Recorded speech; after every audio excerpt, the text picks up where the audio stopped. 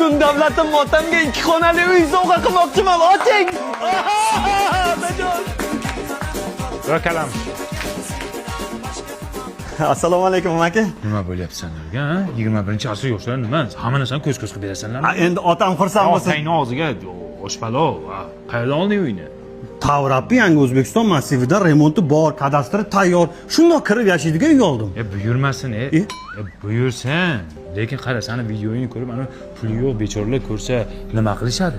Ozun ular ham. Va qaysi puliga oladi bu? Boshlang'ich 25-30% pulini to'laydi. Yetmagan pulini taqsim to'lov tizimi orqali 5 yildan 10 yilgacha bo'lib to'lab yuradi, amaki. Baribir noto'g'ri qilyapsan-da, uka. Nima qilaylik, amaki? Qisib-da, otang uxlaganda oldiga sekin olib borib ber, hammaga tomosha ko'rsatishing shart emas. Otajon, sizga belik sovg'a qilmoqchiman. Endi piyoda yurmaysiz. Enangni yerga shunday qilib oddiy qilib topshirasan, xo'p? Qanday qilib topshiray, otajon? Qani oformleniya, qani bantik, qani odamlar ko'z-ko'z qilish uchun. Nimaga Instagramga qo'ymayapsan sen? Siz unday narsalarni xohlamaysiz deb o'ylabman. Kim xohlamaydi, hamma ota xohlaydi. Prosta ko'ra olmasligimdan gapirdim ularga. Axir unday qilsam odamlar nima deydi, otajon? Odamlar nima deydi? Odamlar nima deydi?